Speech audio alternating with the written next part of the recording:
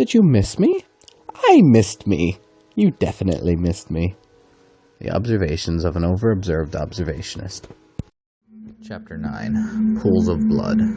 Bridget and Caden. Trust. You don't like me very much, do you? Bridget asked Alira, coming to stand beside her on the high ramparts. Caden has a bad feeling about you. Had, at least, she answered, not turning to face Bridget. Makes me wary of you.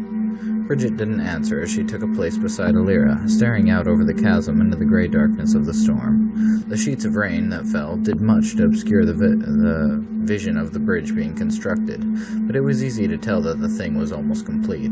It'd be done within the next day. Seems we have something in common now, though. You mean the part about all of us dying? Bridget guessed, almost as a joke. No, both of our lovers are out there, she said, nodding to the woods. Now, Bridget said with a smile and a shy laugh. No one ever said anything about love. No, Alira answered. One rarely says anything about love, she finished, turning to Bridget before walking away. What would you do to save him? Bridget asked, stopping Alira in her tracks. To save the man I love? Alira mused. Nothing. She laughed softly. That's partly why he loves me. Your apathy? Bridget asked, confused. No, Alira said, looking to the sky with a small smile. Caden does what he does, and I let him go. It's what he wants, as long as I'm alive when he returns. That's the part I'm never very good at, she finished, turning to leave again. This time, Bridget didn't stop her. She continued to stand there in the freezing rain long after Alira had gone, staring out into the darkness, contemplating what Alira had said. Love was a strong word, but fears was the strongest reason for her loyalty to the Alathians. If one man could decide her allegiance, could she really say that she didn't love him? She didn't know, and she wasn't sure it mattered. Does it matter? She whispered to herself, watching her breath curl in the white fog in front of her. Of course it does, a fatherly voice assured her from behind. Bridget resisted the urge to turn as Alpha came to stand beside her, placing his bare hands on the wet stone as he gazed out. It really does look rather impressive from here, doesn't it? He asked her, though he didn't seem to expect a response. It's a huge fucking log, Bridget responded, turning to face him calmly. Big deal. Oh, it will be, Alpha responded casually, turning as well, his all-too canine blue eyes flashing in the darkness, a fiery red beneath the placid blue. A big deal, that is. Come morning, that huge fucking log will be the reason everyone in this castle's dead.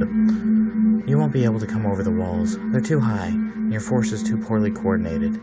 She, of course, was referring to the capacity of animated corpses to climb a wall effectively. I won't need to, he commented back nonchalantly. You're going to open the gates for me. No, I'm not, Bridget responded with complete calm. I have leverage, he growled. Fears is rather tied up at the moment, I hear. Bullshit, Bridget spat back. Darling, I don't bluff, Alpha responded, maintaining his commanding air. Even if you do, she glared back, feeling the rain drip from her face as her hands curled into fists. I won't open the gates, not even for his life. The boy will suffer. He saw the disbelief that flashed through her eyes before adding, I don't bluff, child. Did you like what I did to Varen? He said menacingly. It could be so much worse for your friend. He trailed off, still seeing doubt in her. I don't bluff, he repeated. I know. She stopped to look at the ground briefly, and he knew the risks. I could force you, Alpha said in a low voice. Go ahead and try, she answered back confidently.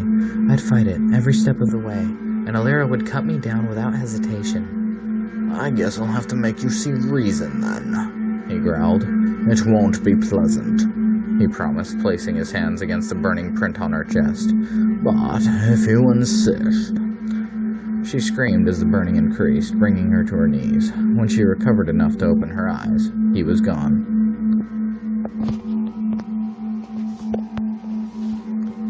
A note, I commented over to Fears as we witnessed a rather amazing feat. A note was all I left her. The corpses had managed to lift the bridge into the air by one end and were effectively, if not a little clumsily, getting ready to drop it across the chasm. I didn't leave her anything. Fierce laughed from his end of the tree we were chained to. We sat with our backs to the tree, mostly protected from the rain. What did it say? Not enough, I laughed back.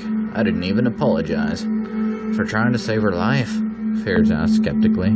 For leaving her, I answered, looking up into the dark green swaying leaves above us. You can apologize to her when you see her, he said in his normal good humor. There was a loud crash as the bridge fell to the other side. Only hours remained until the attack. It was time to get started. Chapter 9 continued. Bridget exposed.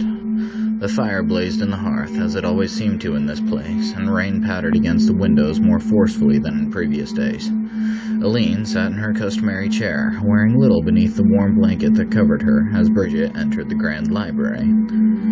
You've a reason for being here, I imagine, Aline said before Bridget had made a sound. I have something to tell me, Aline guessed, looking over her shoulder to Bridget, who stood in drenched clothes.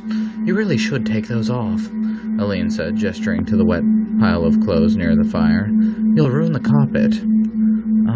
Okay, Bridget responded hesitantly as she approached the fire, unbuttoning her pants and shrugging off her cloak.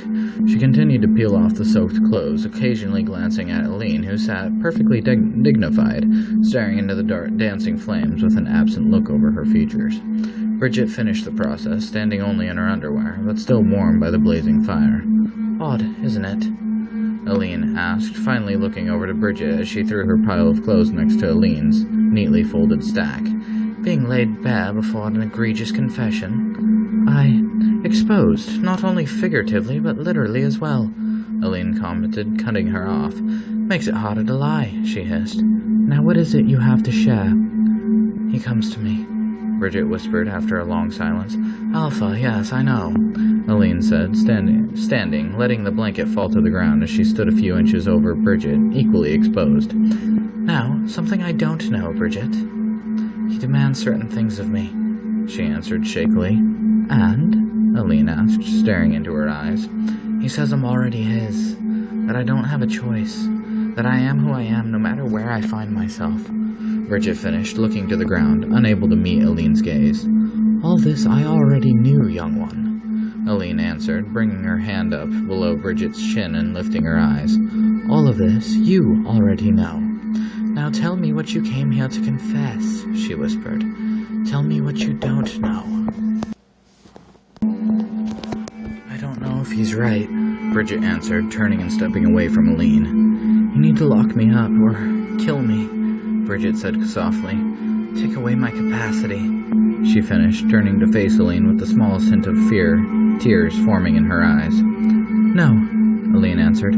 But, Bridget began, exasperated as she began to walk back to Aline. No, Aline cut her off again. You will be stationed at the front gate.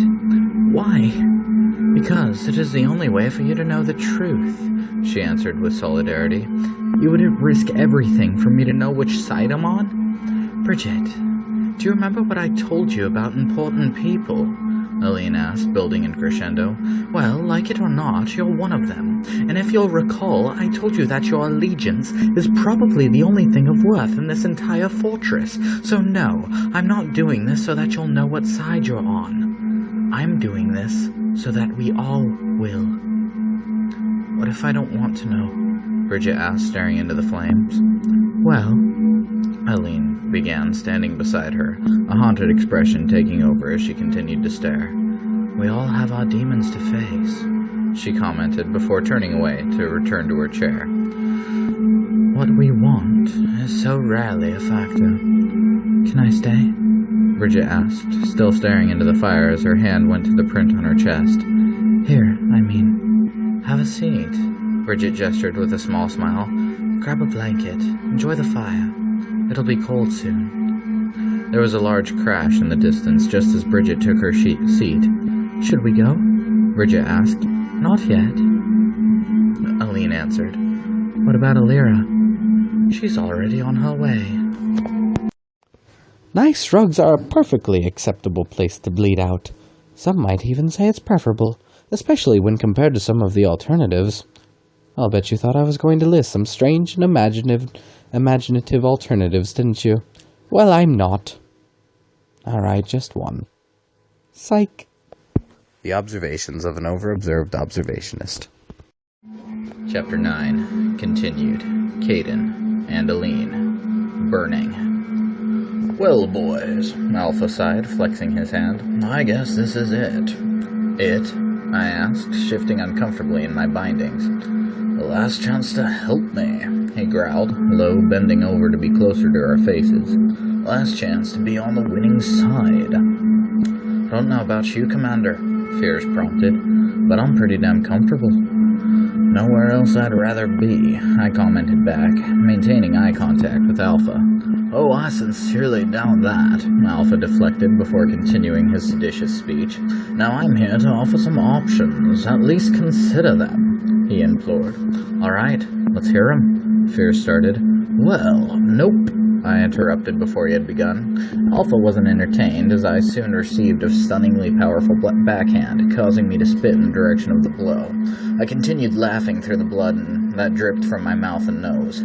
Fears laughed softly to himself in tandem. Now, boys, Alpha chided, as though he hadn't just smacked the holy shit out of me. Let me walk you through this, because you seem to be missing something, he began. With those walls, your little defense force stands about 1/8 of a chance. Now when that gate opens, their chances diminish greatly, and I assure you it will open. We pour through those gates, and a lot of people die. Now I don't need the castle, so it's going to burn to the ground, and all that will be left of everyone you once knew will only be ash. I looked to the ground in response to his words, and I expected Fears had done the same. Help me, and it doesn't have to go this way, he finished as I looked up at him, hesitating for a moment. I'd have to trust you to help you, I whispered, just loudly enough for Alpha to hear me, and frankly, I do not. Trust me now, he growled his response. My words are the truth. That fortress will burn. The rules of the game are quite simple, Aline began as she stood tall in the pouring rain and buffeting winds. Bridget was freezing despite the layers of clothing though the Alathians around her hardly seemed to notice. We have to protect that gate. With it closed, we stand some semblance of a chance. But should they break it down or otherwise find a way through, our only remaining job will be to kill as many as we can before dying ourselves. Hold the gate, Arkanth barked, back over the howling wind. Yes, ma'am. Seeing as this is a task of relative importance, I'll be leaving the 4 of you there, Aline responded before pointing a finger at Alira. Alira, you and Bridget hold the gate at all, and through any cost. Choose two to accompany, she finished before turning her gaze on the graying soldier who stood proud with his hand resting on the hilt of his blade. You and I will command the defense of the walls. Yes, ma'am, he replied with a small smile in his characteristically gravelly voice. Should the out-of-defenses fall, Aline continued, the typical strategies of the keep will not work. The sheer overwhelming numbers will not allow a steady retreat into the depths, so don't bother trying it. We'd fall back inside, but I fear that's as far as we'd be able to get. Don't let it come to that. Bleeding out on a nice rug is a terrible way to leave this life. Any time now, Commander, Fears grunted over his shoulder as we watched the host of corpses plod across the bridge. A few sporadic arrows flew from the walls, but in the rain and wind, almost all of them lost their targets unless they were already across the bridge. Breaking iron with ice is no easy task, I hissed back as I concentrated on the job at hand, willing the ice to break the metal, but I was going about it all wrong. I gathered ice around the chains to my left, willing the ice far cooler than ice was meant to be. I heard the metal straining and cracking, and assumed my strategy was working on some level.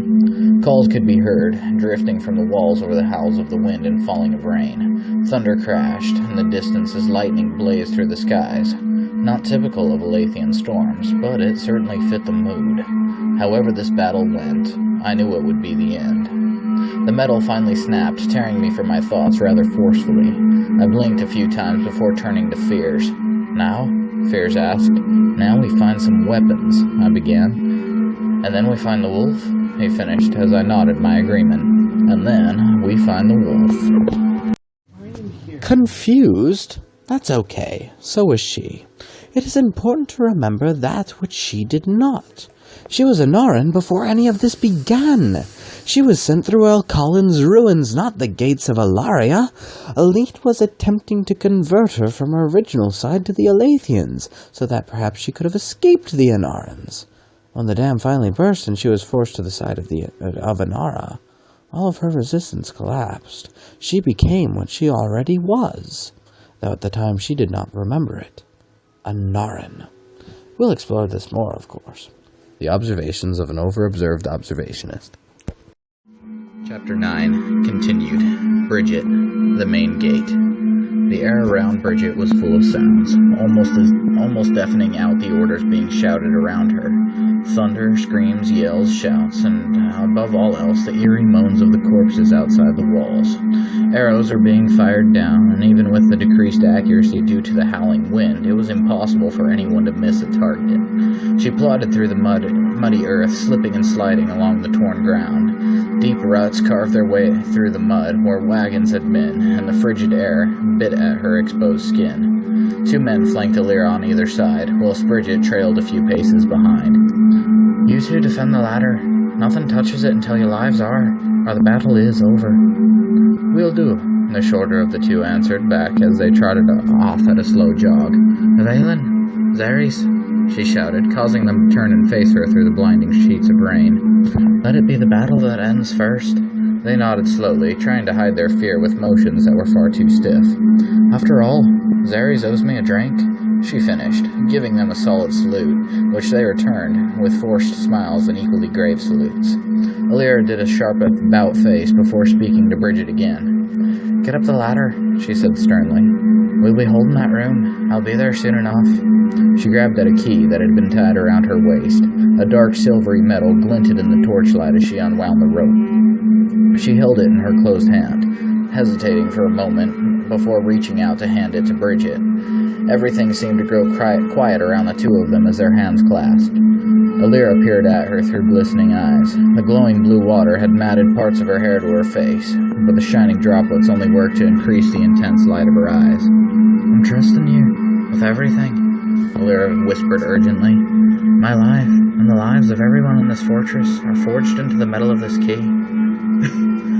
Bridget could only nod in response to her words. "I'm not doing this because I was ordered to," she continued as a wave of wind and water washed over them, causing Alira to blink and turn away for a second. "I'm doing this," she breathed, clasping Bridget's hands tighter, "because I choose to trust you."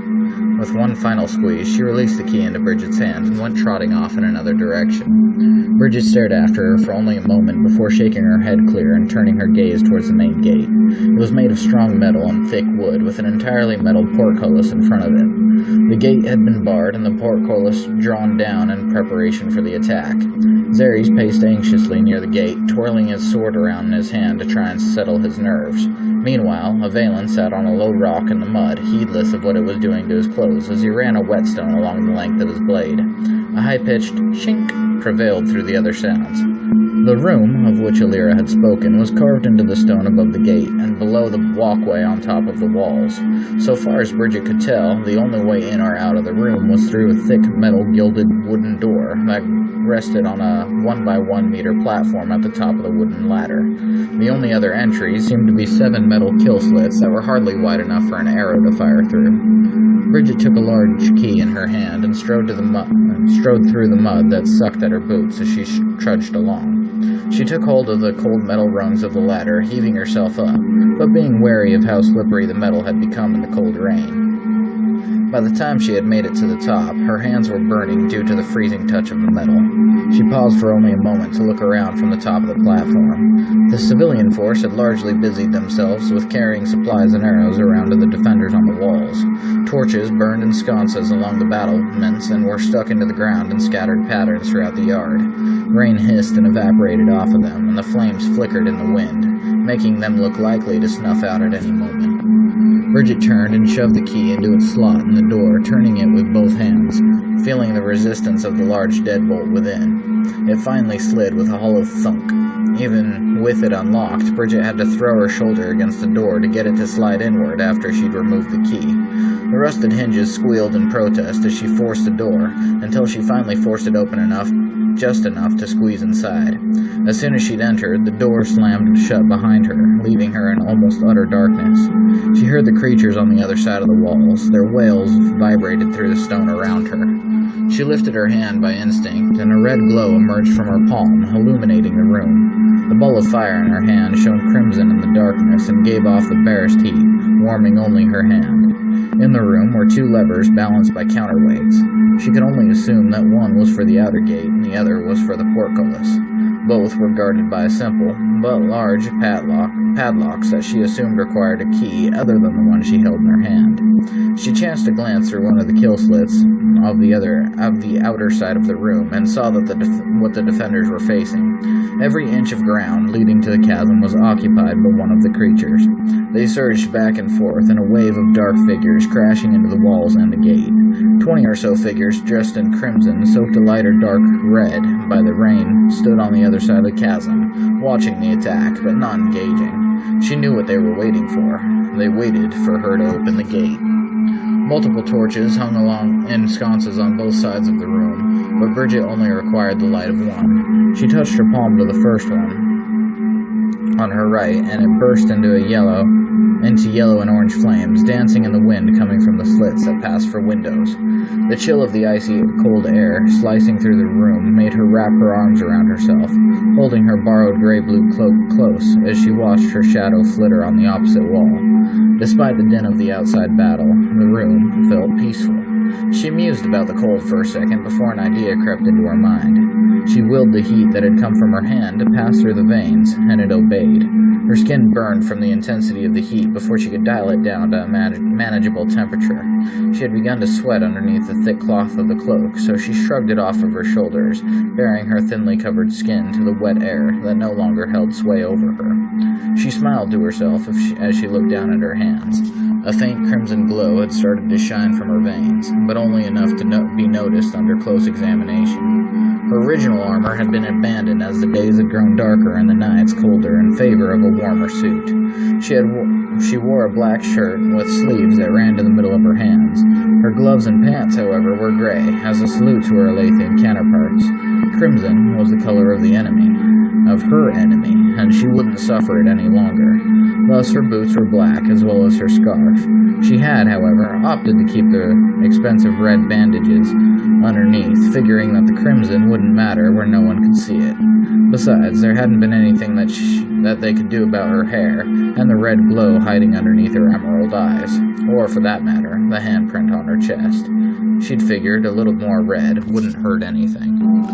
She took stock of the weapons provided to the room. A few long bows and more arrows than two defenders could hope to fire were stacked against the wall to the far side of the door. A weapons rack stood against the wall to the far right, holding short swords, a few wooden shields, and more than a couple hammers and heavy axes. Bridget eyed the rack lazily as she fingered the pommels of the slightly curved daggers about her hips. The only thing she figured she could use from this room would be the arrows. Her opinion changed drastically as she soon saw the containers of steaming black oil that stood next to the wooden trap in the ground beside them. She'd sooner have not been battering at the gates of those above her. She examined them, placing a sparsely glowing hand on the side of the nearest container. She couldn't figure how the containers maintained their heat in the otherwise frigid environment, other than as a testament to the sheer quantity of the stuff in each of the 8 containers.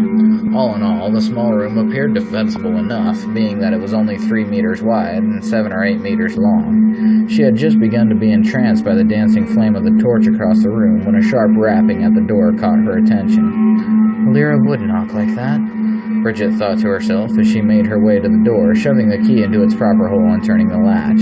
At that very moment, a strong gust blew from the outside, throwing the door in Bridget's face and tossing her unceremoniously to the ground, and sliding her into the stone wall a few meters away. She shook her head, blinking rapidly, trying to clear the haze that had invaded her mind as the wind faded and Bridget heard a faint thunk of the latch sliding back into place. She drew one of her daggers with her right hand, holding it wardingly in front of her face. "Now, child," a fatherly voice echoed from her clouded darkness. "Is that any way to greet a guest?" Pay attention! This part is important. The observations of an over-observed observationist. Chapter 9. Continued. Caden and Bridget. Wolves. 2 men did not an army make. I knew this as I helped Fears untangle himself from the chains that still held him to the large trunk of the tree. Nobody and nothing seemed to notice the 2 of us getting to our feet, and my opinions on the mental capacity of the creatures diminished further. Doubtless, I knew there would be a few crimson-clad Anaran men and women in the force, but the chances of running into any of them seemed remote enough in the disorganized mass that comprised Alpha's force. This force was not meant for finesse, I knew, but rather for destruction. Fears and I helped ourselves to our wagons, weapons, and armor that had been conveniently left undefended mere meters from the tree, just out of our reach when we were chained as some sort of taunt. We dressed quickly, and I strapped my shield to my right arm, hanging my sword on my right thigh. Fears held his bow tightly, but I knew he wouldn't hesitate to use a sword strapped to his back if the quiver on his hip ran dry. I paused, feeling a hollow sinking in my gut as I had begun to notice just how few creatures populated the area we were in. I soon discovered why as we approached the lip of the chasm from the cover of the trees. In front of us stood 23 Anaran men and women, clad in their typical crimson, which had gone a dark blood red with their backs to us. Beyond them, an ocean of creatures occupied every bit of space between the chasm and the wall. I watched as they surged forward, crashing into the wall, as a few would attempt to climb. They'd be shot down quickly as the wave fell back into the chasm, and a few fell screaming into the darkness of the pit. We crouched in the cover of the trees, watching the cycle repeat itself 2 or 3 times in stunned silence. We watched as defenders on the wall stood firm. Even the civilians hadn't turned and fled as of yet. I turned to Fears, tapping him on the shoulder to break him out of the trance I too had been in moments earlier. He looked at me for a brief moment, and then back to the battle. "Fears," I growled, grabbing his shoulder. "Come on." I tugged at him again as he finally began to turn. We were, however, interrupted by a sound from behind us. "Going somewhere, boys," a deep and fatherly voice. "I was hoping we could spend a little quality time first." I looked to Fears, who nodded slightly, as I gripped the hilt of my sword. This time it was fight or die. There would be no surrender. "How did you get in?" Bridget asked, still stunned as she found her feet. "What are you talking about?" he asked, offering her a hand to steady her. "All hell's breaking loose out there," she shot back, swatting his hand away forcefully. "The walls are defended. The gate is closed. You couldn't have gotten in." "Couldn't I?" he responded musingly, staring at his right hand as he flexed and cracked his knuckles, extending and retracting his nails into claws and back again. "Besides," he paused, as his face morphed from human to wolf and back again in a blink of an eye, "it's much easier when you start out on the inside, isn't it?" he asked mockingly as his hands crossed over his chest and went to his waist cautiously. 2 uncharacteristically short swords hung from his waist in plain gray scabbards. Bridget's unoccupied left hand quickly went to her second knife, pulling it out with practiced swiftness. Bridget shook her head to clear the fog that had overtaken her thoughts since her impact against the wall. Her entire world seemed blurry, and Alpha's features continually went from wolf to human in the dim light every time the torch wavered for even a second. "What are you doing?" Alpha asked, a puzzled expression painting his features. "My job," Bridget asked, beginning a slow circling pattern around Alpha as he matched her dance. "Protecting the gate." "Why would you need to protect it from me?" he began as his voice morphed and Bridget's vision blurred, and a sound screeched in her mind for a second. The word "child" was barely audible as his face twisted from a smiling man to a snarling wolf. Lightning flooded the room with a harsh brightness, forcing Bridget's eyes shut. She stumbled backwards into the wall behind her, shielding her face. When she shook the haze clear, Alpha's swords were drawn. "Why are you doing this?" he snarled, venom dripping from his canines and pattering onto the ground. Her handprint burned with an intensity she hadn't known before, causing her to gasp as her head exploded into a world of sharp pain. She clenched her eyes shut, pressing the hilts of her daggers into her temples sharply as she heard a scream echoing in the back of her mind, and only barely realized that it was her own. She forced her eyes open and forced herself She forced her eyes open and stared down to her feet. She forced her eyes open and herself to her feet, staring Alpha down even with the agony written across her face. The pain gave her focus, anger, and strength. She charged him wildly, cutting in the most unpredictable pattern she could manage. He defended deftly, using the speed of the shorter swords to block her blows, and an added length to keep her at bay. The time for talk was over. She had been entrusted with the gatehouse, and she intended to hold it.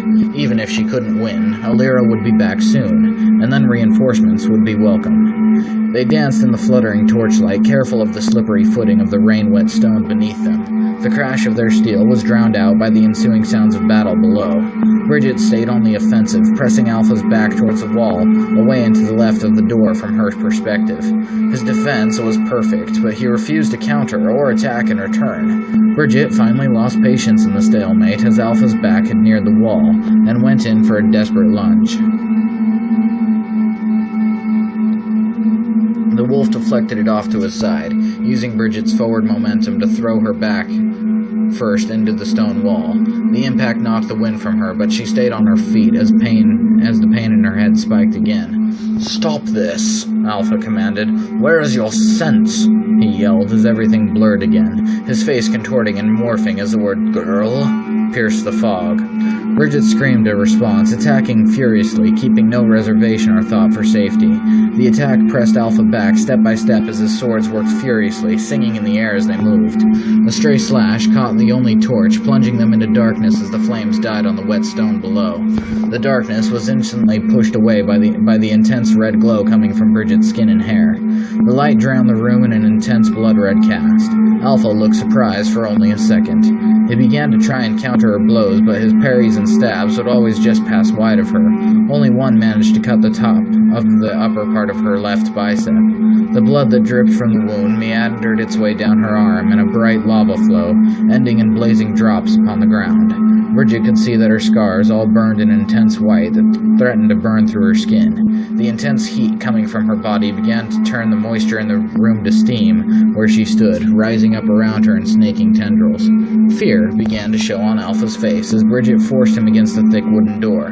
Bridget slashed at his right wrist, and the knife cut clean through to the bone. He screamed as he dropped the first sword, bringing the other around. Bridget twisted, catching his left hand in her right, and brought her left elbow crashing into his, hyperextending his arm until it cracked. White bone came through the skin of the arm. Another howl of pain escaped his lips as the fog blurred it into the scream of a woman. The cries set her back for a moment. She noticed that the skin where she'd touched had burned as surely as a cauterized wound. The pain lanced through Bridget's mind again, twisting her world around as the wolf spoke from a bent-over posture, falling back on the door for support as he held his useless arm while blood poured from the wrist of his other.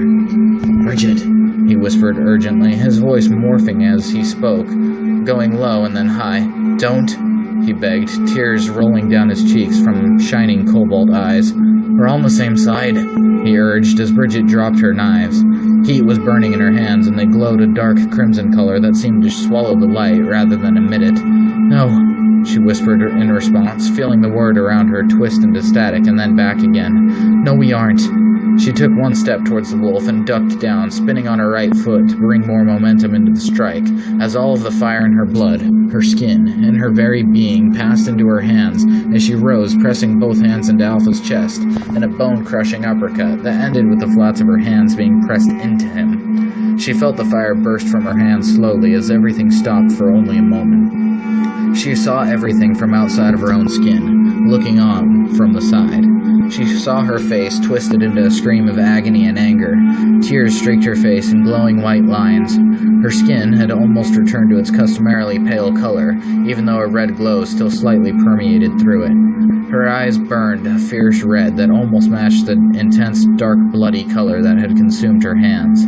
She saw her feet planted firmly on the dry stone, all of the water having been turned into a smoking mist that twisted around her. It was only then that she realized that the world hadn't stopped. but only begun to move much slower.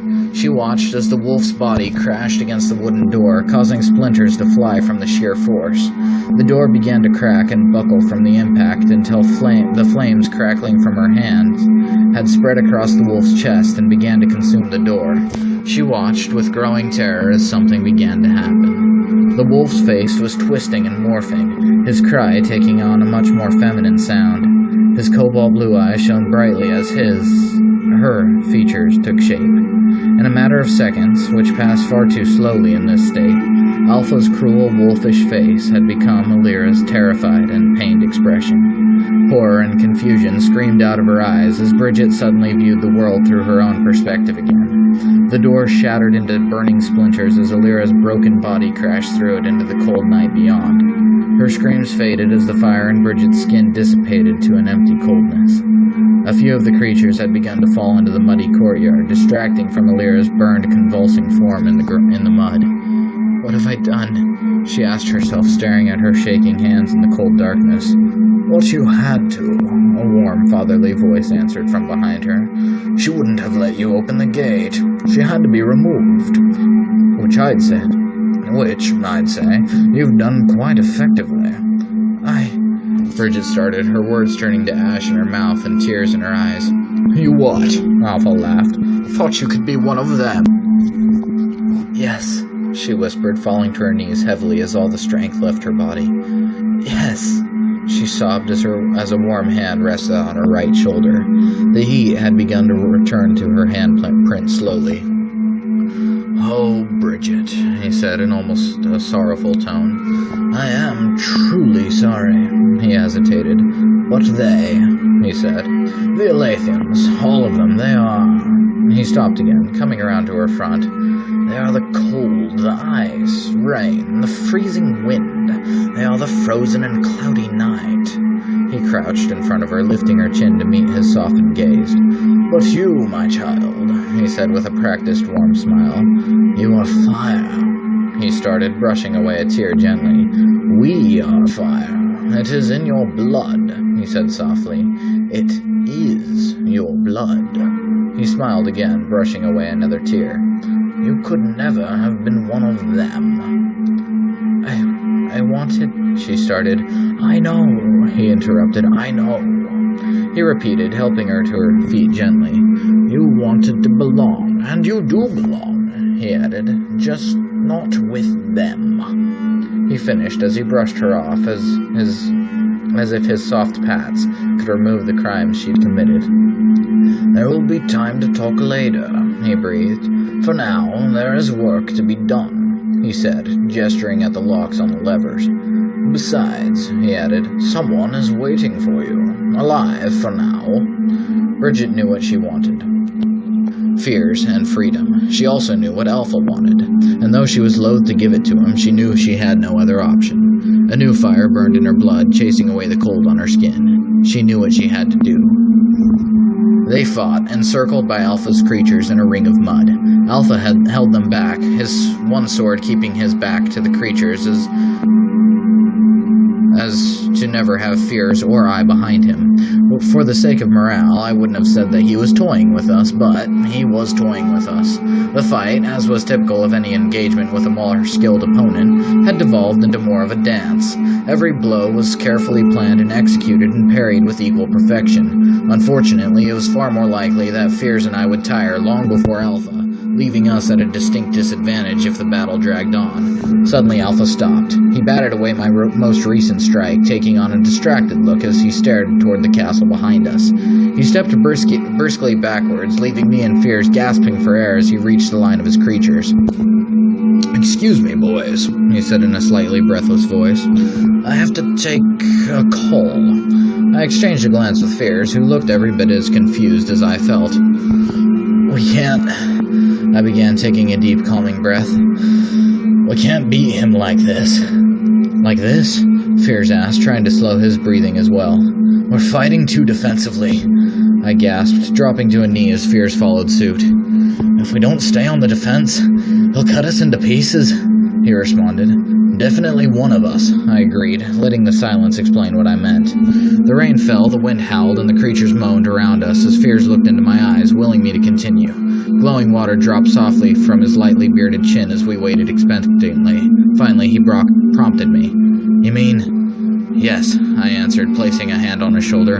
This was only supposed to be a one-way trip for me anyway. Me too, he answered. Do you see those walls? I asked, pointing to the beleaguered defense. They need help. They need you, Commander, he answered solidly. You're the leader, not me. I stared at him silently for a moment, knowing the truth of his words, but not liking the implications. She'll probably miss you, you know, I said, for lack of logical argument. Yeah, he said, taking a breath. But I get the feeling she won't be waiting for us for long. She's tough, Fears, I argued. Oh yes, he responded quickly, that she is. But she's not one of us. I think we all knew it. You can't know that, I said despite my doubts. You don't think, I began, but was cut off. I think I might love her, Commander, he breathed. I know that doesn't make any sense, he said, shaking his head. We've hardly known her for any time at all, but somehow it feels like I do know her. And, he paused, I love her. I'd hate to live long enough to be forced to choose between love and duty. I don't really want to know what I'd choose. He gave me a solid pat on the back as I crouched beside him, not knowing how to respond to his words. It's my turn to take the fall, Cade, he finished, standing. I stood as well, grasping his arm in a firm shake. Your call, LT, I said, grabbing his shoulder lightly. I'll see you on the other side, brother. You'll owe me a drink, he said with a pained smile. Tell her from me, yeah? I will, I promised. Now let's kill ourselves a wolf. Yes, sir. I smiled at him confidently, hiding my pain behind a mask of determination. In that moment, I didn't think that my heart could have dropped lower, until I heard shouts from the castle and watched as the gates slowly swung open, the portcullis rising behind them. The creatures flooded through the opening in a tide of decaying flesh and weapons. Bridget, I growled, feeling rage boiling inside of me as I stepped towards the walls. We don't... Fears had begun to interject, grasping my shoulder, but it was my turn to cut him off. We don't... I barked at him, throwing off his hand. You even said, boys, a voice shouted from behind us. Unfortunately, something's come up and I have to run, he said, feigning disappointment. Perhaps we can finish this some other time, he finished as he turned to his creatures to growl out a command. Keep the one alive, the other is beyond my saving, he began as I watched his lips curl into a smile. Our girl's going to need a reward for her good behavior. At that point, I knew she'd done it. The only thing I didn't know was what I was going to do to her when I caught up. Confused? That's okay. So was she. It is important to remember that which she did not. She was a Norin before any of this began. She was sent through El Colin's ruins, not the gates of Alaria. Elite was attempting to convert her from her original side to the Alathians, so that perhaps she could have escaped the Anarans. When the dam finally burst and she was forced to the side of Anara, all of her resistance collapsed. She became what she already was, though at the time she did not remember it. A Narin. We'll explore this more, of course. The observations of an over-observed observationist. Chapter 9. Continued. Bridget. Potential. The new fire coursed through her veins, burning away not only the cold, but also any hesitation and doubt. She'd burn this damn castle to the ground along with everyone in it. They all just wanted to use her, the Alathians, the Anarans, Aline, Alpha, none of them cared. Though Bridget didn't blame them for their apathy. This was war, and it was time for her to come into her own apathy. At least, that's what she told herself as she stared down at Alira's twisted and burnt body lying in the mud below. Evaelin was standing guard near her, and Xeres knelt by her side, trying to keep her from moving. Evaelin was the first to see Bridget standing in what used to be the doorway. He started quickly towards the ladder, and Bridget turned away, re-entering the room and walking to the padlocked levers. She melted the locks with just the heat of her hands, concentrating until molten slag was all that remained. Bridget pulled both levers without hesitation, knowing that if she hesitated, she might not have done it. Just as she finished, she heard wet footsteps behind her. "Traitor!" Evaelin yelled from the doorway. "She trusted you!" he shouted, drawing his sword. Bridget drew her knives in response, the light returning to her skin again. "She shouldn't have," Bridget responded, genuine sorrow piercing her tone. "I didn't mean for her to die." she finished, but Evelyn had stopped listening as he stared at her glowing skin. Demon, he breathed, no small amount of awe in his voice. Maybe, Bridget responded, shrugging. He wasn't going to attempt to understand her. Are you here to slay me? Evelyn crossed the distance between the two of them quickly but cautiously, keeping his sword held in front of him defensively. She attacked first in a flurry of strikes that he did his best to parry. The storm of steel was beginning to overwhelm him as he stepped backwards slowly towards one of the closest walls. Bridget felt almost as though she was cheating, using the burning heat inside of her to drive her forward, faster and stronger than she would have been without it. Evelyn was a very skilled swordsman, and he didn't deserve to die at a disadvantage. His strikes were controlled, his defense as solid as a wall of ice, but, Bridget realized as Evelyn's back reached the wall and twisted around in a strike, she twisted around to strike, releasing her right knife and pressing her palm firmly against Evelyn's chest. Ice was no match for fire. His armor melted into his skin as he yelled and cursed, dropping his sword and trying to pull Bridget's hands away. His hands began to burn where they touched her skin, filling the air with a sick smell of burning flesh. Finally, Bridget pulled away, tossing her left knife to her right hand before drawing back in and stabbing the knife through Evelyn's diaphragm and up into his heart. He tensed and shuddered before falling limp to the ground. The word traitor tasted worse in her mouth than the smell of burnt flesh that filled her nose. She felt doubt creeping towards her heart, but washed it away with fire as she reached down and picked up her daggers, placing them firmly in their sheaths at her waist. Bridget strode back to the opening to find that the scenery had changed dramatically. Xeres had left Illyra's side and was surrounded by a force of 4 Anarans wielding weapons far more cruel than swords. They were toying with him, inflicting minor wounds while robbing him of his dignity. He refused to cow before them, fighting with courage and control, refusing to let his anger spike. Xeres paused to decide his own fate before charging the nearest man in dark, bloodied crimson red. He cut the man down with finesse and practiced quickness before taking a mace to the back of his head. His Alathian colors, already stained with blood, took on a new coat of brown and red as he was mercilessly beaten to the ground by those who remained. Bridget jumped from the edge of the platform, crashing to ground in a wave of heat that burned the flesh of the walking corpses around her as she rolled to her feet. The creatures around her failed to react to the burns, instead continuing to wander in various directions. Bridget stood among them, covered in her fair share of mud that coated her formerly gray pants and boots. The buffeting rain attempted to soak her clothes clean, but it wouldn't be able to wash away the stains on her clothes any more than the blood on her hands. She weaved through the mass of bodies around her, finding that defenders on the walls were being overwhelmed from both sides. She watched as they fought, with fear lending them strength, some being cut down by those coming from within, and others getting pulled down over the walls from enemies still without. To her surprise, there were no blue or gray-clad warriors on the wall, but she soon discovered why. All of them had instead gathered at the doorway to the castle. The huge double doors were both ornate and sturdy in their design. If one really wanted them open, a ram would do the trick, but short of that, the doors would not move. Arkanth and the remaining 3 men and 4 women stood on the platform at the top of the short flight of steps, panting in exhaustion as they held off the waves of creatures funneled by the staircase. Bridget called out an order and was surprised to see the creatures obey her and draw back from the doors, leaving the Alathians to regain their bearing whilst eyeing the creatures suspiciously. Bridget made her way to the front of the crowd, noting that 14 Anarans had melted from the crowd with her, flanking her sides.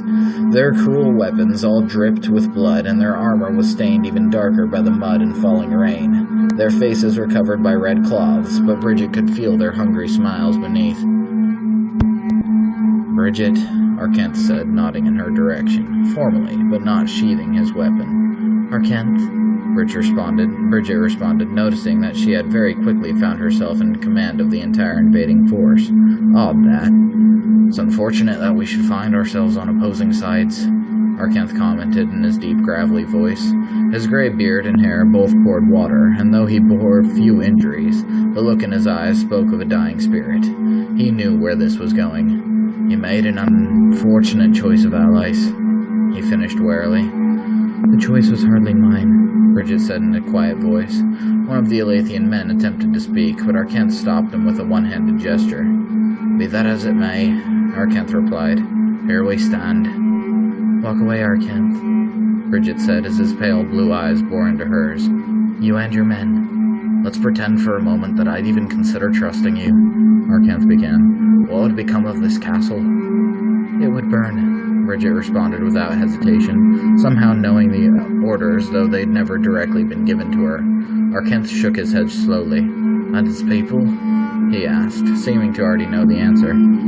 They will burn too, I'm afraid, Bridget answered slowly. Well, I'm afraid I can't let you do that, he said, looking past her into the distance, then back down at the ground. We stand. The other Alathians nodded in agreement to his words. I'm afraid you don't have a choice, she responded in a rising tone. Now she began, but never finished her sentence as Arkenth cut her off. Women and children, Arkenth barked. Old men and boys, Bridget, he continued, shouting and gesturing with one hand at the castle behind him. That's who's in there, he finished, trailing off. Do you really need more blood on your hands, girl?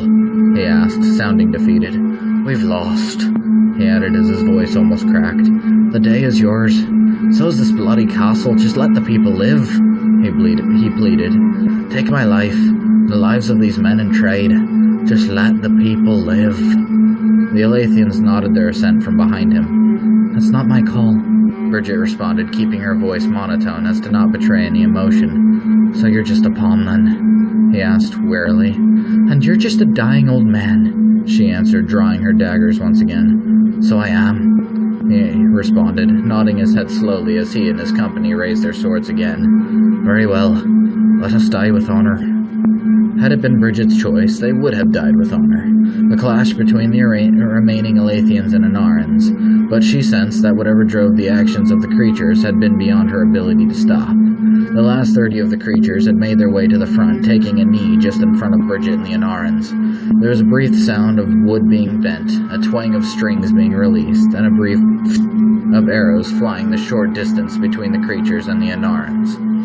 To their credit, none of them screamed as they fell, Arkenth being the first of which to hit the ground, with several arrows quivering in his chest. At the close range, neither accuracy nor armor had played a significant role in the results. Aline sent Caden alone into Alpha's lair to either confirm or shatter his loyalty to an Aletheia. Alpha, likewise, sent Bridget into the den of the Alathians. He, however, left far less up to Bridget than Aline had. He did not send her in alone, for he had access to her mind. Poor thing. Had she turned, he of course probably would have killed her to deny the Alathians the asset, just as Aline probably had contingencies in place to rid the world of a less than loyal Caden, all seemingly left to chance, when in reality nothing truly was. The universe is so oft like this. The observations of an over-observed observationist. Chapter 9 continued. Caden and Bridget. What lies within? We had been left surrounded by the creatures that had formed a ring around our fight to the death.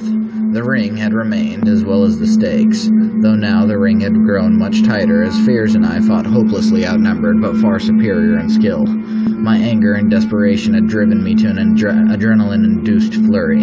I didn't care about living or dying because I knew I was going to live. I had left Illyria in the safest place there could have been, only to have the tables turn drastically, leaving me in the arguably better position. I didn't think about my movements, didn't register what I was doing until I shouted, "Down!" to Fears, who listened instinctively, diving into the mud without so much as asking why.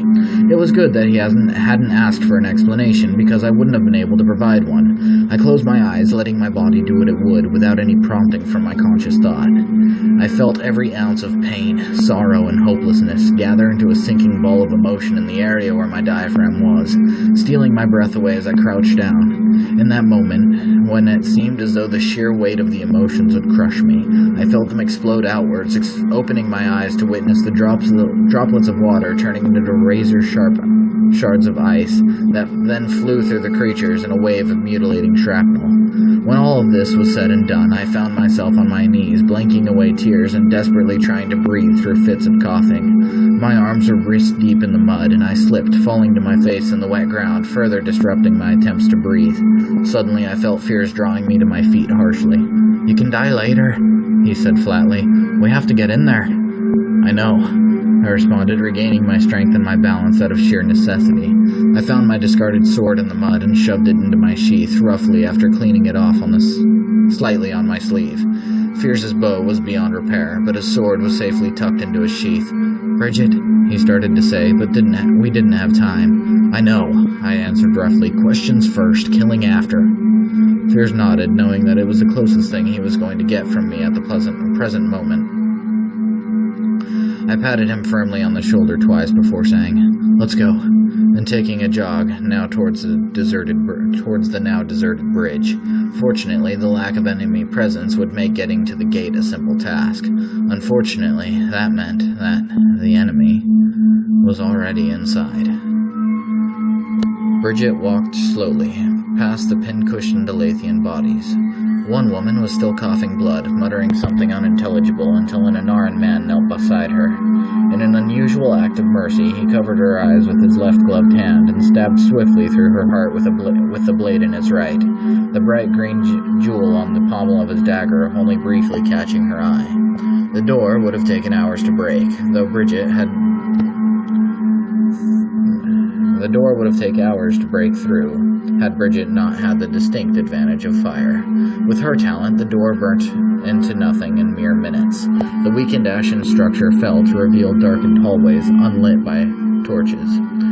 Bridget led the group slowly forward with a ball of fire floating just above her hand, filling the halls with deep shadows. This was going to be bloody work, and Bridget knew she wasn't likely to enjoy it. A detachment of creatures was sent down every side passage and hallway, and before long, screams and yells of agony and death had begun to fill the hallway in a sorrowful ring. The largest detachment had been sent to the throne room to clear any resistance from above, but Bridget knew that the majority of people would have fled down into the bowels of the structure like frightened mice. The only reasonable threat, Bridget knew, would be Aline. Even with her guard of the remaining 14 Anarans, Bridget didn't feel safe. She knew she'd find Aline, or Aline would find her before the end, and the abandoned halls, filled with screams and pain, did little to banish her fear. A moment of silence seems appropriate. The observations of an over-observed observationist. Chapter 9. Continued. Caden. Savior. I tore through the front gate, narrowly avoiding and sometimes not avoiding tripping over the bodies that littered the courtyard in a grotesque coat. Many of them weren't yet dead, one of the women notably trying to gather her intestines back into her body with little success. Some cried out for their mothers, others screamed in agony, and still more cried unintelligibly to themselves as they lay dying slowly from their many wounds. The sight stopped Fears in his tracks, and should have stopped me, as neither of us was accustomed to seeing the horror of the aftermath of a battle. I, however, had to find someone, and that thought kept me trudging through the mud, blood, and formerly internal organs that lay on the ground tangled together from the dead and the dying. Eventually, I found the body that I dreaded to find, that I'd hoped beyond probability wouldn't be here. She rolled back and forth on her back, convulsing in brief shots of agony. I ran to her side, sliding on my knees as I drew close. I made as if to touch her, but then stopped for only a moment, not knowing what to do. The armor on her chest had been heated to such a high temperature that it had fused to her blackened and burnt skin. Her wrists bled profusely, gushing in tandem with the slow pulses of her heart. Her cobalt blue eyes had clouded with pain, exhaustion, and fear, turning them almost gray. Finally, I recovered enough to stir from my frozen state. I lifted her head softly as I sat, placing her head lightly down on my thighs. The bones in her midsection had been crushed to an unbelievable extent, causing it to yield like an overripe fruit. She cried out in breathless agony as I moved her, not even registering who I was for several seconds while the pain slowly dissipated. Finally, recognition flashed across her mud and blood-coated face. She smiled softly, reaching up to my face with one weak hand touching my cheek. Her hand threatened to fall before I grabbed it with my own, holding it to my cheek before turning to kiss her palm. Blood and grime recoated my already dirtied face. She smiled weakly, but I couldn't bring myself to return the expression. I felt hot tears flowing as freely from my eyes as the blood from her nose and mouth. "Caden?" She choked out in a muffled voice. I nodded, not trusting my voice to hold. "You're here?" She smiled. I nodded again before watching her expression turn angry and hurt at the same time. You weren't, she cried before coughing again. You weren't here. She pulled her hand away. She tried to say before having to stop and try again. We needed, she cried before shaking her head slowly.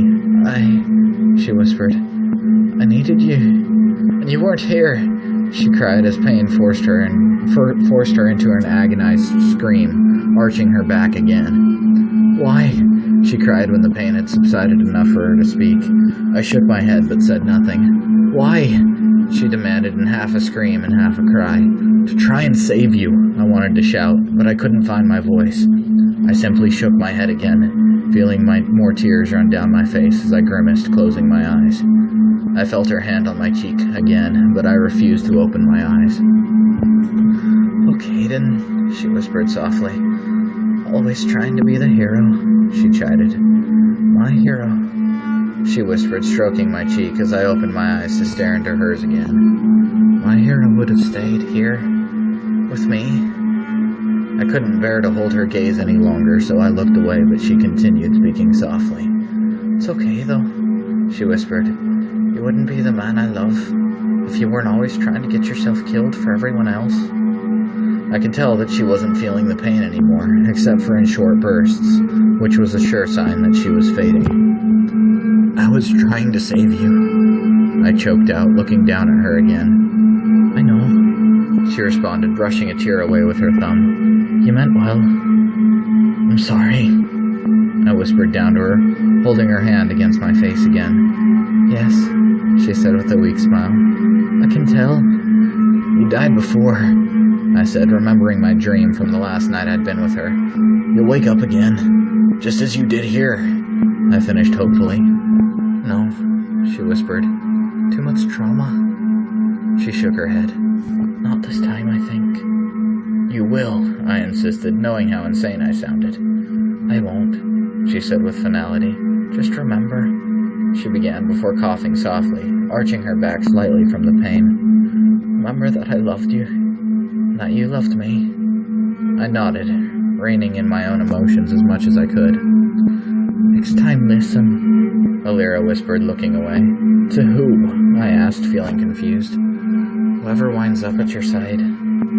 There won't be another, I argued, feeling sick at the thought. There will, she said in a humorless smile. You need someone almost as much as the Alathians need a hero? No, I managed to say. Just remember me, she whispered, her hand losing its grip on my cheek. Just... She finished, trailing off as her hand fell from my grasp into the mud with a soft splash. Her sightless eyes stared past me into the dark, roiling clouds above, as rain tried to wash the continued streams of blood from her face, but only succeeded in diluting it as it ran down her cheeks in small pink ponds. I leaned down over her body, heaving as I held back sobs. I let out an anguished yell before collapsing to my back in ragged breaths. It felt as though an eternity had passed before I felt a strong, steadying hand on my left shoulder. She's gone, brother, he said firmly. We have to move. Others might still live. Yes, I said, closing my eyes and taking a steadying breath. Help me up. Fears helped me lay her down gently in a dignified manner, as dignified a manner as we could, with what time allowed. I tore off my cloak, laying it over her body before gesturing towards the direction of the castle doors. Let's go, I ordered roughly, having finally found my voice again. We navigated the macabre courtyard to the burnt remains of the door, finding the bodies of what had remained of the Alathian force. They'd been cut down by arrows, only one showing signs of having actually been stabbed at close range. Arcantha was among them, but Aline was not. Two of the men had dragged themselves closer together, having slumped against each other, not wanting to die alone. We walked past in reverent silence, meeting the mouth of the darkened hallway. Screams echoed from within as if hell itself lay in the depths, its tortured souls crying out for mercy. When we find her, I began. If we find her, Fears corrected. When, I repeated. When we find her, I'm going to kill her. Don't get in the way, I growled, not turning to look at Fierce, who was staring at me. Don't make me choose, Fierce pleaded. At least let me talk to her. You'll have 5 minutes, Colonel, I said as my mind took me back to a time that seemed so long ago. The time when I'd said those same words on the first day Bridget had been with us, before we'd even known her name, before I'd remembered Alira. But, he started, 5 minutes, I repeated as we both turned, hearing a particularly pained scream from within. Let's move.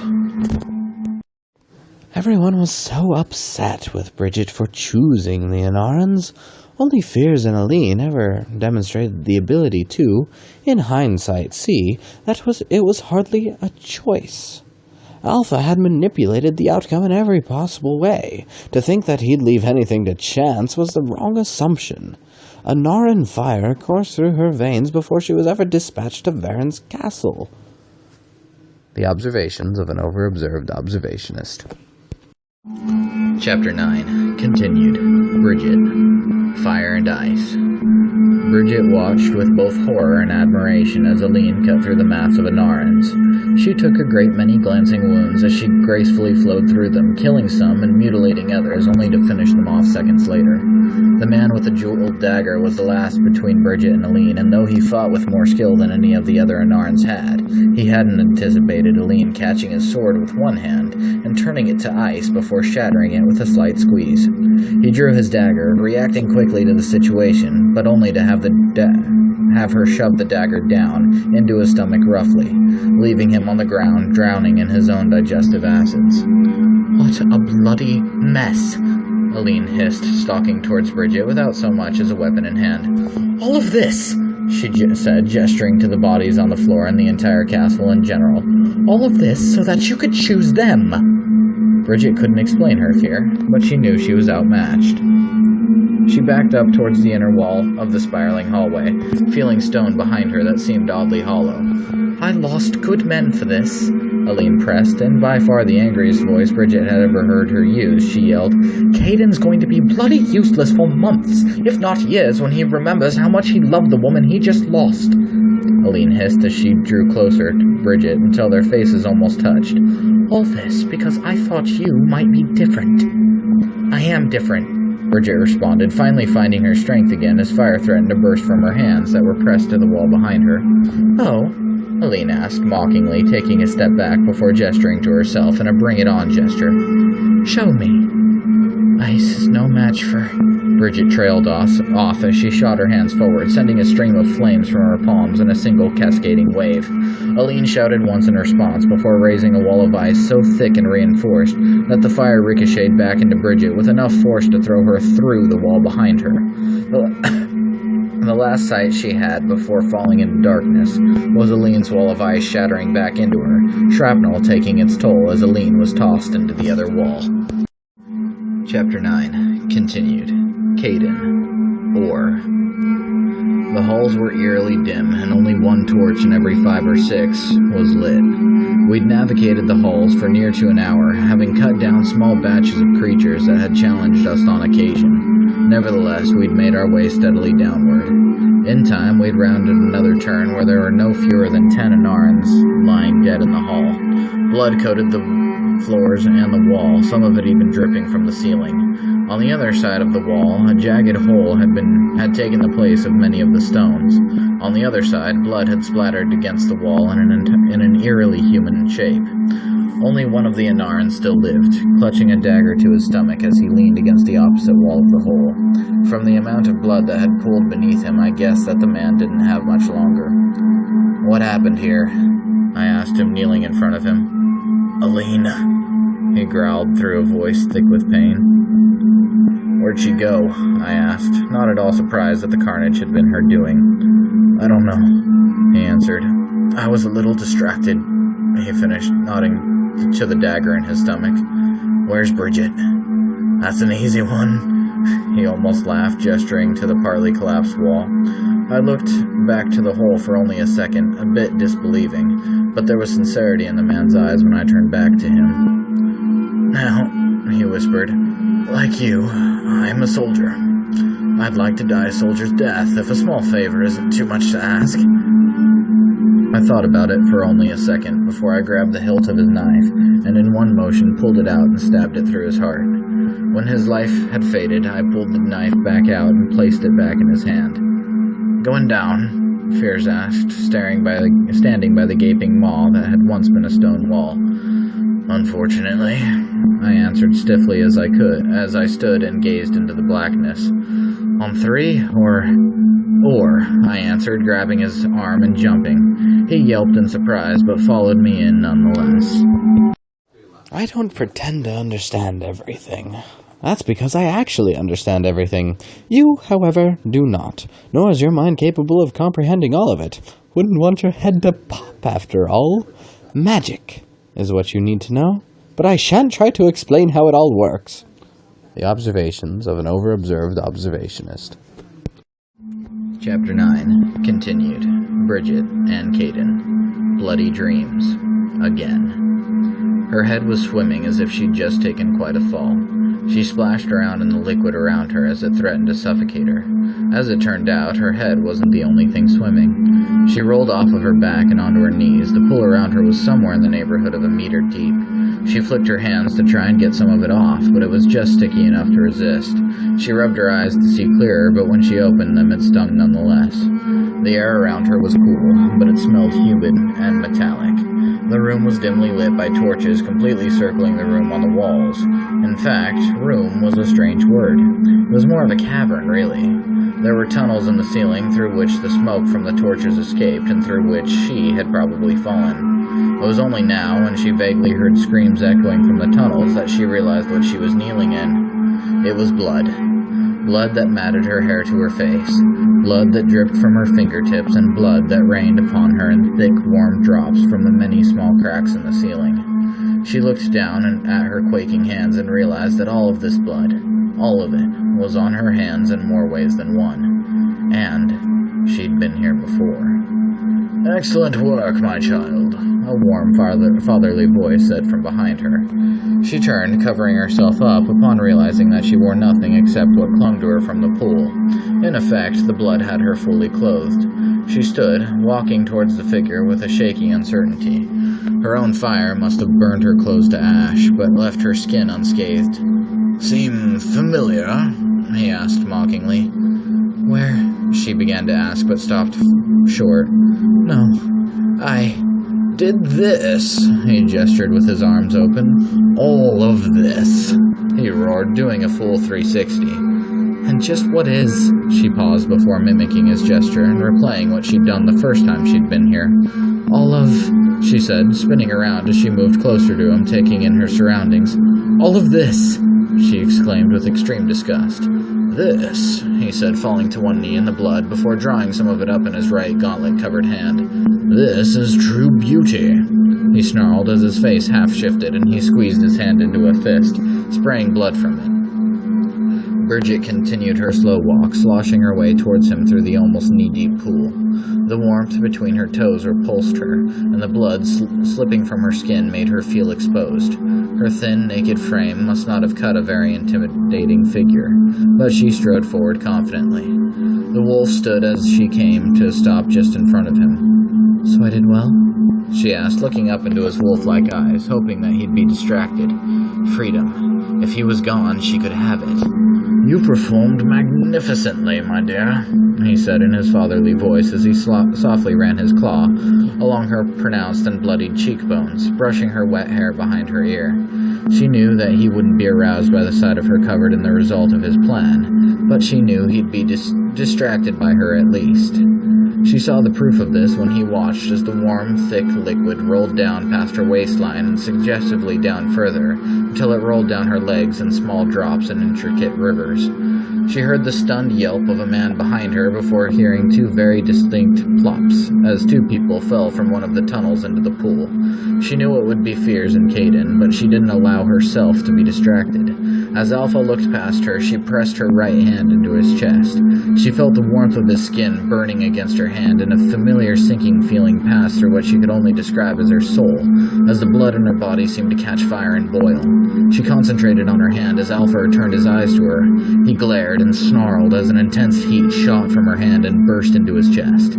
He cried out something between a howl of anger and pain before backhanding her in the chest so hard that she flew a good 2 meters.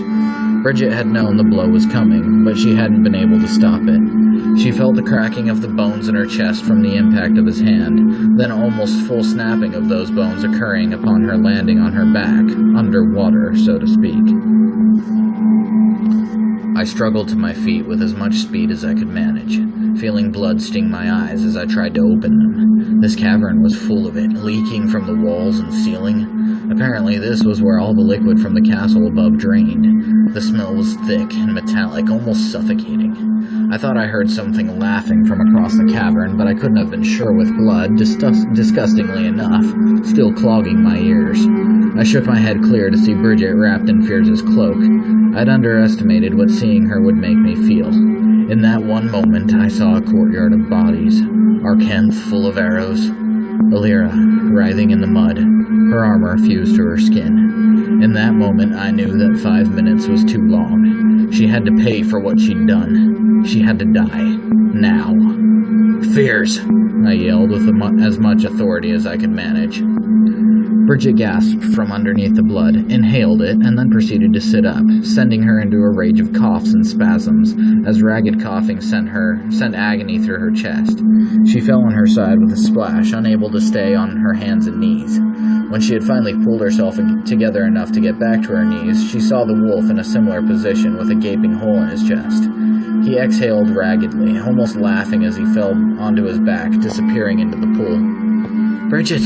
The call came from behind her. She recognized the voice of fear splashing through the mud. She turned to see him. He looked conflicted, but happy to see her. He took off his cloak as he approached. Even though it was soaked, it was still some amount of cover. He threw it around her before giving her a firm push against her chest, forcing her to cry out as her ribs took the impact. "Tell me what's going on," he said, his expression changing to rage. She tried to formulate her thoughts, but they all came in a panicked rush. "Explain!" he yelled, stomping a foot down in the blood, splashing it everywhere. "Fierce!" Caden yelled from behind. He was on his feet, the blood sliding off of his armor as if he was dispelling it. "What?" Fierce growled as he turned to face the man. Fierce's face was covered with blood, and his long black hair clung to it, whilst more blood dripped out of his thin black beard. He looked like a madman. "Move," Caden commanded. His eyes were glowing an icy blue. His short brown hair had beads of blood dropping from it and down his face. His thick, light brown beard was only lightly stained by the blood. He looked cold, unmoved, and emotionless. Everything about him was best described by frozen and calm. Bridget knew what came next. "Or what, Caden?" Fierce demanded. "You'll kill me?"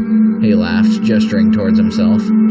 "Yes," Caden and Bridget both said in unison. Fierce stopped laughing and stood in front of Bridget with his hands gesturing for her to stay behind him. She obeyed, but whispered urgently as she watched Caden take a step forward. "Fierce, move!" she hissed. "I need to know!" Fierce yelled, ignoring Bridget completely. "She did it," Caden responded flatly. "I will kill her," Caden growled. "Let me speak to her," Fierce pleaded. "I'll be doing it now," Caden said in the same tone as blue mist formed around his left hand, swirling before shaping itself into a small throwing knife made of ice. "No!" Fierce roared. Caden only responded by forming another knife in his right hand. "One for each of us," she knew. "Or both for me," she whispered. He wouldn't hesitate. Bridget knew that from experience. Fierce either didn't notice or didn't care. Bridget dropped her cloak as she wrapped her arms around Fierce's stomach.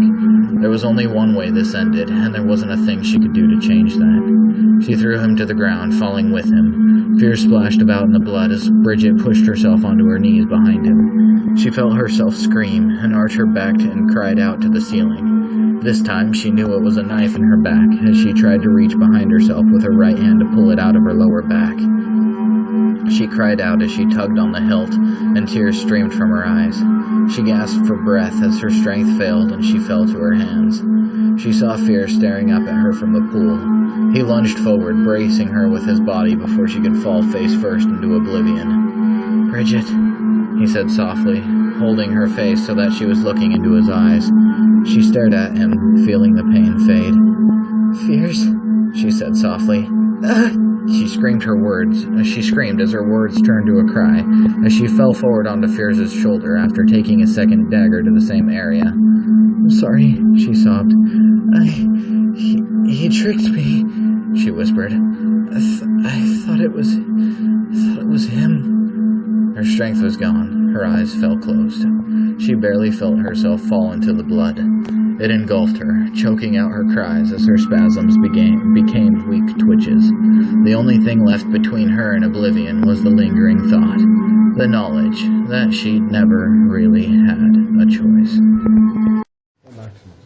At this point, even I must admit that the time for jokes and witty humor has passed. The observations of an over-observed observationist. Chapter 9 continued. Caden. Brothers. The fog of rage cleared as I watched Bridget fall back into the pool of blood. Fears was on his knees, holding his hands out in front of him, fists shaking with what I knew to be fury.